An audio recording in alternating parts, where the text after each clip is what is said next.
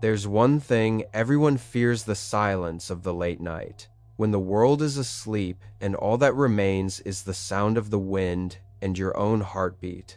But for some people, that night wasn't just silence, it was the beginning of a real nightmare. These are true horror stories about people who were completely alone at night. Each story unfolds under the weight of darkness, when there's no one left to call for help. Brace yourself, because sometimes the scariest thing isn't a ghost, but the human standing just outside your door. This was a Monday night. I'd gotten out of work at 8 and went straight home to hop online and game with some of my buddies. I had gotten divorced a few months ago, which left me with just an empty, echoing house filled with silence and not much to do outside of work, so gaming with my friends all night was mostly all I did. And I can't say I didn't enjoy it. Anyway, I knew there was supposed to be a big thunderstorm overnight, and there were even flash flood warnings. But around here, they pretty much send out those warnings every time it rains, so it was never a big deal.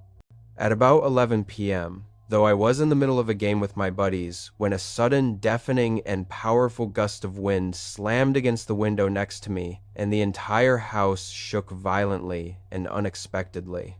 I took my headset halfway off, and I could hear the deafening storm outside, rain pouring down, and the house creaking and swaying violently. I turned back to my screen to tell everyone what was going on, but suddenly my screen and all the lights in my house flickered once more like lightning, then right back on. I saw I was still in the Discord call, so I asked if they could still hear me, but before I got an answer, everything completely cut out into darkness. My PC shut down and all the lights snapped off. The whole house was dark. The sudden blackout felt unnaturally heavy and wrong. I couldn't even see my hands in front of my face. For a few seconds, pure confusion and fear froze me. I felt around my desk for my phone, then turned the light on. Its weak glow barely pierced the heavy darkness. Annoyed, I got up and walked downstairs and up to the front window. The storm outside howled like a living thing.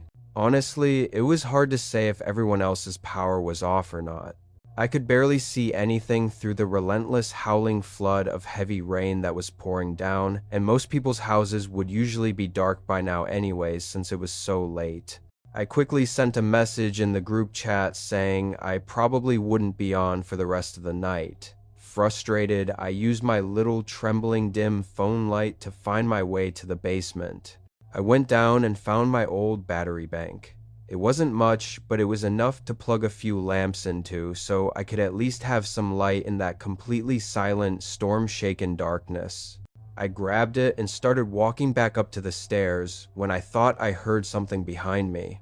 It was just a bunch of boxes back there, but the wind seemed to pick up as soon as I turned around, so I assumed it was just the storm whispering through the hollow house walls, making the house make noises. I hauled the battery bank up to the first floor and plugged in one of the lamps in the living room. I'm not sure if this is normal or not, but I hated going to bed with the power out. Like I had to wait for it to come back on before I'd feel comfortable sleeping. So I opened up the blinds and sat on the couch, then took my phone out and used my data to scroll through YouTube while listening to the distant storm grow louder outside. An hour or so went by before I got curious again, and this time opened the front door to look outside. My porch had an overhang that blocked most of the rain, so I stepped out and looked around. The storm was still raging on, but the houses across the street didn't seem to be off power. At least a couple of them had a light or two on in the windows. Now, I was pretty confused and strangely uneasy, realizing something felt completely off tonight. I looked up outages in my area, but didn't find much info. I went back inside. Oddly, only a minute later, I got a text. It was from a normal unknown phone number, but essentially said that there was down power lines and to expect power outages. I had no clue why I got a direct text though, and the number didn't have an ID, like from Comet or whatever. Strange, I thought, but I didn't look much more into it. I went back to the couch again. I was on my phone, but more so to just listen to videos while I watched the storm out the window. But then I heard something from the other side of the house. It sounded exactly like a footstep on one of the creaky wooden steps to the basement, echoing faintly through the tense rain-soaked silence. I had lived here long enough to recognize that sound. I got up, but walked slowly and quietly through the tense and shadowy silence, wanting to hear if it happened again. The house was so dark, and my phone light only lit up a narrow, trembling path ahead of me. I turned the corner into the hallway and shined the light down. Cold air brushed against my face, but nothing was there.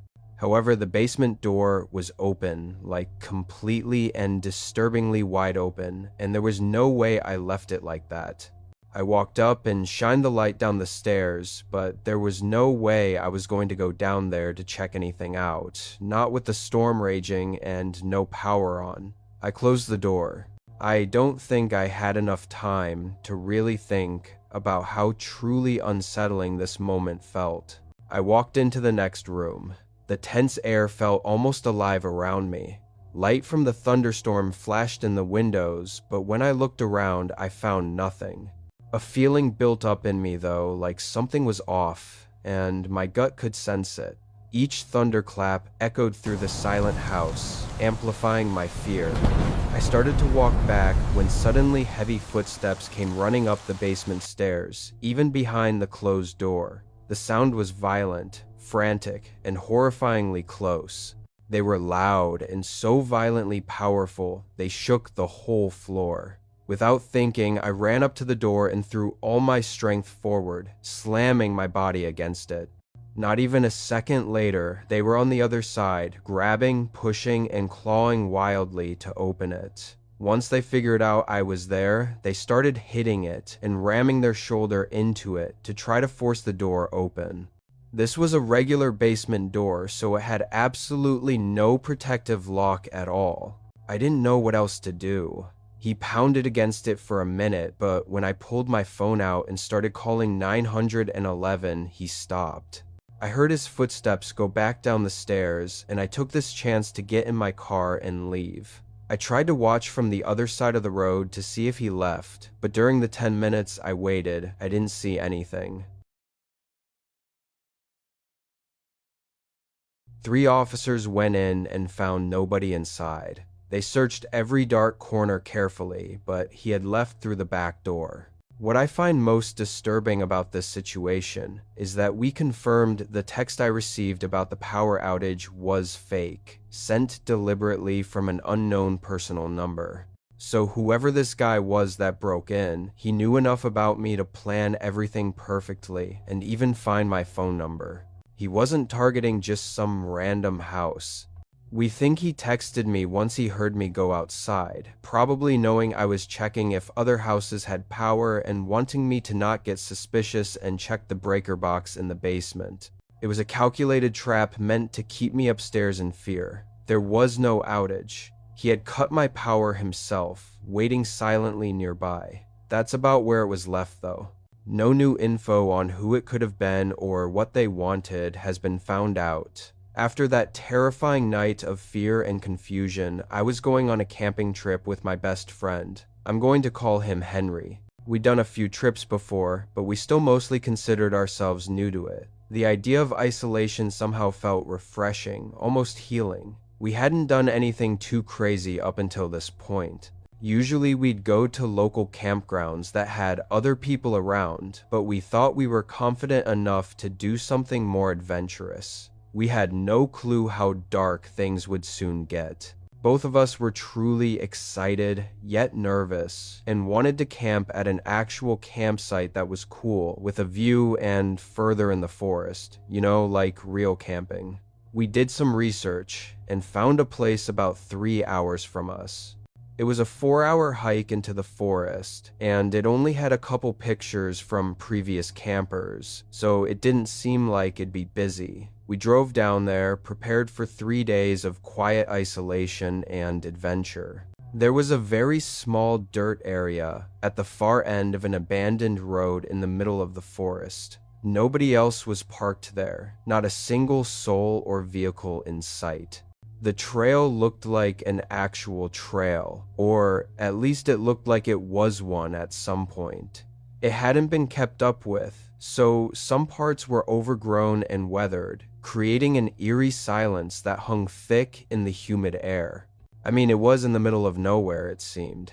So I wasn't expecting the most taken care of trail, but the overgrown path looked hauntingly quiet and forgotten, like it had been abandoned for years. Still, we kept walking. It thinned out as we got further into the forest, but around mid-afternoon, we got to the campsite. It was no more than a grassy area on top of a small hill, but it had a strangely peaceful yet unsettling overlook of the forest, and was very secluded.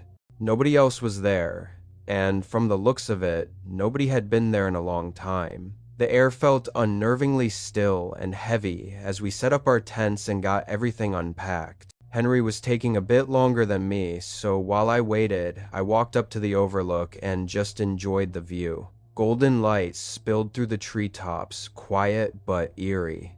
While I was there, I noticed something move in the trees below us.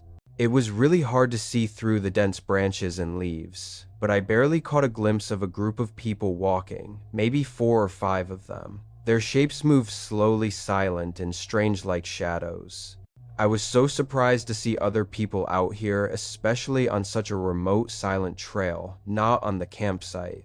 From where I was, though, I couldn't see anything aside from their basic figures moving through the forest, so I couldn't tell if they were campers or hikers or what.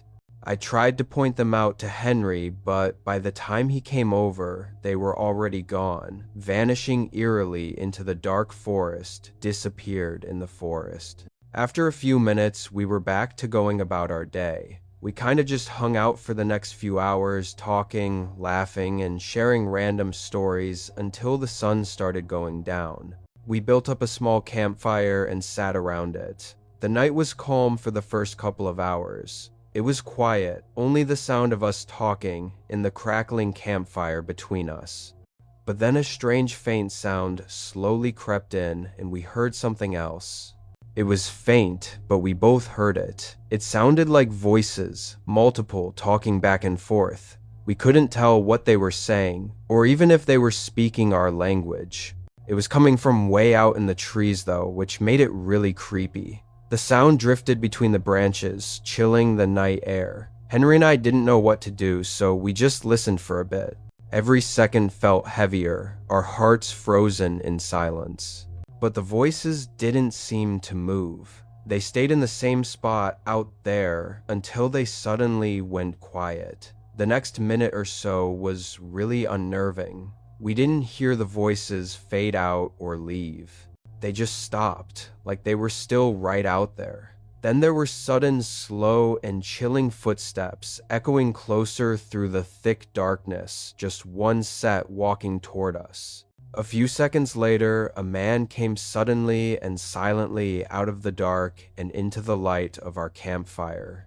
He had a distinct red baseball cap and longish, wavy black hair. His smile was unnaturally wide and fixed as he walked up to us. "Either of you know where the trail is around here? I've been looking for a while." I said, "Yeah," and nervously pointed straight ahead at the trail. But when he didn't immediately say anything or leave, I then asked if the others out there were with him. His face fell flat for a moment. Then he smiled again and looked back at where I was looking.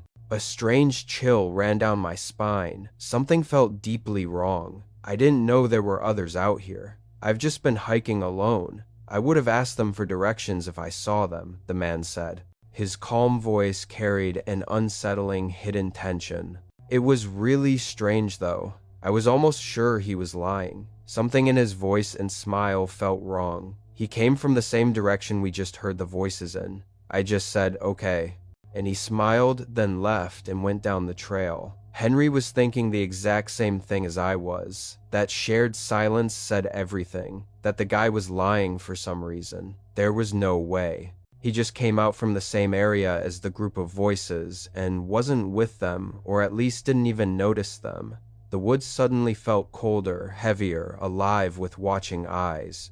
But the more unsettling question is, why was he lying? Why didn't he want to tell us about the others in the forest? We discussed this around the campfire for a while, maybe 30 minutes, trying to figure out what the hell was going on. Or if there even was something going on. The whole time, it felt unnervingly real, like invisible eyes were watching us from everywhere. I kept turning around and looking at the forest and at the trail. Every shadow seemed to move with silent intent. Something felt wrong. It definitely didn't help that this was our first time being so far out like this, so nerves were already high. Even the gentle wind now felt sinister. "Should we just leave?" Henry finally said in a shaken voice. After some thought, I said yes. We packed quickly under the trembling darkness, but that eerie feeling only felt like it was getting stronger. Just as we tossed our bags on our shoulders and stomped out the campfire, a single, terrifying, sudden footstep crunched in the leaves behind me. We both swung our heads around. Without the fire, it was completely and hauntingly pitch black. It also felt like the woods were eerily quiet now, the kind of silence that makes your skin crawl uncontrollably. After a moment, my shaky hand reached into the side of my backpack and got out my small, trembling flashlight, barely enough to cut through the darkness. I pointed it out and clicked it on. Standing only 10 or 15 feet in front of me was that same guy from before with the red baseball hat. His pale face glowed faintly in the flashlight's beam, and he was standing in place, already looking at us, and had a blank stare. As I held the light on him, he made that same wide smile from before. The air went still, and my heartbeat roared in my ears. In a panic, I turned off the light, and both of us sprinted to the trail. Branches whipped against us as we ran blindly through the forest. Disturbingly, I could hear multiple other footsteps chasing behind us, and some even sounding like they were running through the woods beside us. The forest echoed with chaotic fear and unseen danger. Slowly, though, they started to fade out. Eventually, it was just us two running down the dark trail. Every breath felt heavier, our hearts pounding louder than the storm above. We made it back to the car unharmed. We got in and drove away. But even as we escaped, the silence behind us felt unnaturally alive. We were both pretty shaken for a while after that. The forest still haunted our minds for weeks. Honestly, I have no idea what was going on there. Those strange people and the man in the red hat, why was anyone there at all? It's been a long time since this happened, but we haven't been out camping at all. The silence of the woods changed us forever. I don't know if we ever will. This was in the spring of 2021. I'm a 24-year-old male, and at the time, I'd been living away from my family while I was studying at an out-of-state college. That terrifying night ended my love for the wilderness. Our school had a fairly early spring break, which meant I'd get to go home and visit my family. It was about a long, quiet, and lonely 2-day drive to get there, and mostly through endless, empty, boring roads. I had to take the drive over flying any day, though. I left on a Tuesday morning. I actually woke up early and hit the road well before I planned to, so I was doing great, confident, and unaware of what was coming. I didn't have the route really planned out, though. I just had a rough mental outline of my long journey, a general idea of where I'd be making my first overnight stop at. I drove almost 10 relentless hours straight, only stopping for food and gas. Around 8 in the cold, quiet evening, I decided I'd done enough for today. And at the next gas station, I pulled up the map and looked for the nearest lonely roadside hotel I could stay at. I was in the middle of nowhere, but I knew there had to be something within 20 to 30 miles at least. The long road stretched endlessly ahead of me. Thankfully, I found one. It wasn't too far, actually. The directions told me to go down the road behind the gas station, away from the highway. That narrow, cracked asphalt path felt unsettlingly deserted.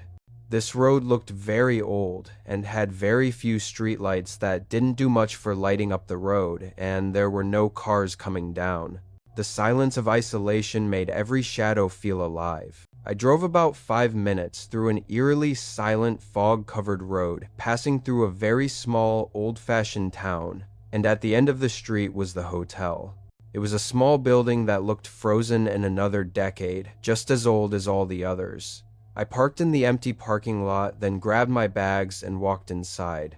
The lights were very dim, casting long, flickering shadows across the walls, like weirdly dim, and nobody was at the counter. As I stood there feeling an eerie chill around me, I just looked around. It was so quiet. No voices, no footsteps, only silence. No kids running around or TVs on in the lobby. It was just empty.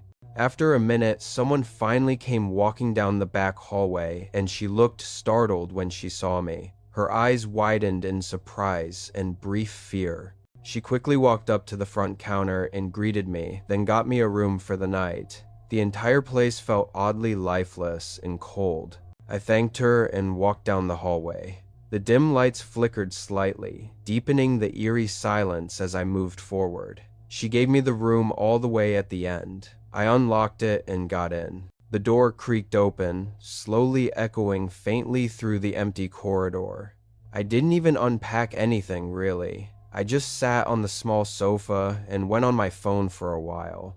The faint hum of wind outside mixed with the distant dripping of water somewhere unseen. The room wasn't very big or nice, which I wasn't expecting. It smelled faintly of old wood and forgotten guests. Anyway, this was clearly just an older and smaller, probably family-run hotel. But something about the stillness felt strangely unnatural that night. I remember just laying on my back on the sofa, quietly scrolling through random late-night videos on my phone, and I guess falling asleep. I woke up abruptly to someone banging on the room door. I quickly sat up, startled and completely disoriented by the sudden noise, shaken by how sudden and loud it was. My eyes looked over at the clock on the wall. It was exactly 11 at night, the kind of time when every sound feels louder.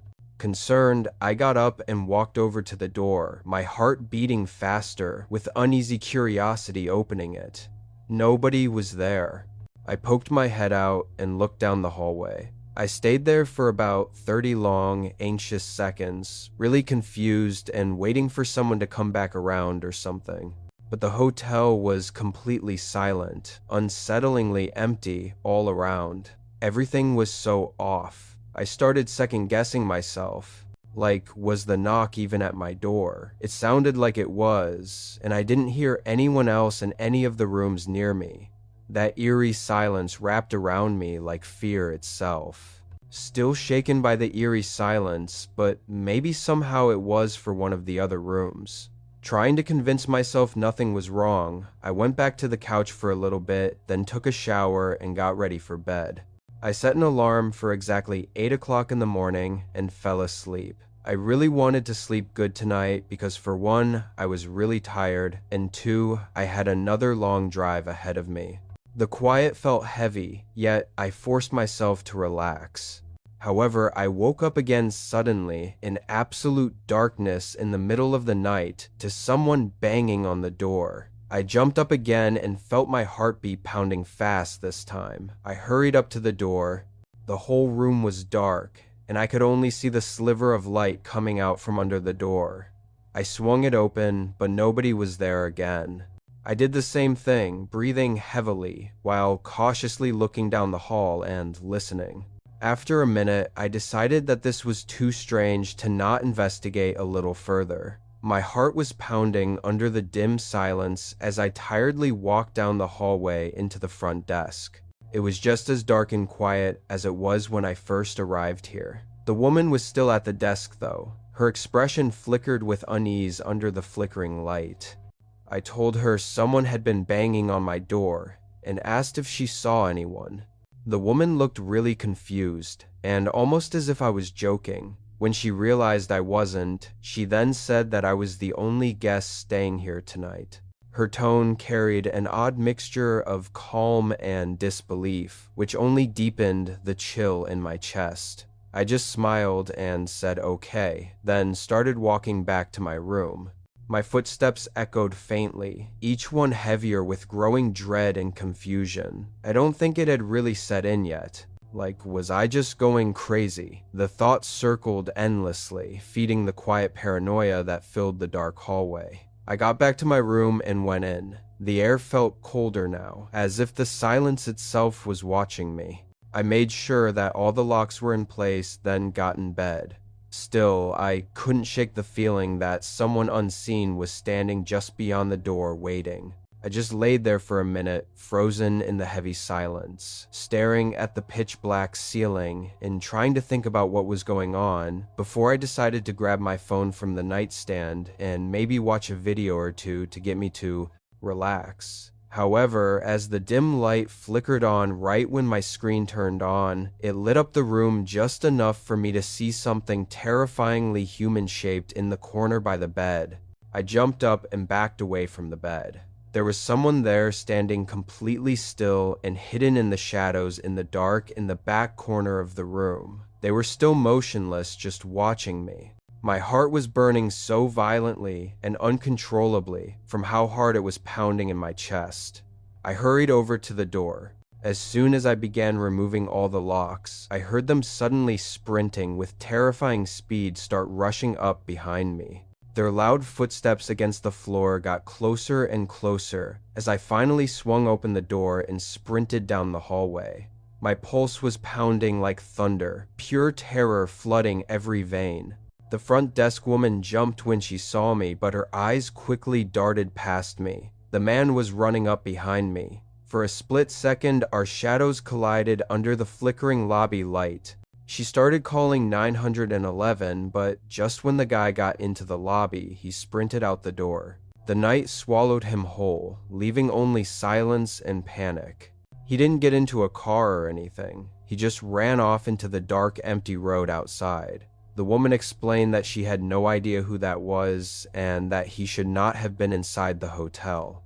Again, saying that I was the only guest checked in for the night, that terrifying spring night alone. Police came and did a rather quick investigation. The hotel only had 2 working cameras, one in the lobby and one outside, but both offered almost nothing helpful. It wasn't all that useful.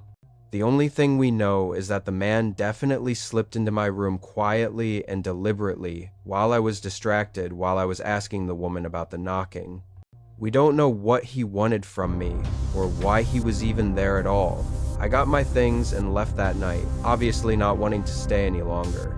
I still have no idea what that was about, but the chilling realization stayed with me forever, and it was definitely the most terrifying experience of my life. Thank you for watching and supporting the channel. If you'd like to share your own story to be featured in an upcoming video, please email me at nighthorrorstoriesus@gmail.com. Every story has the power to touch someone's heart, and who knows, maybe your story will be the next one told. Send it in today and let's share unforgettable moments together.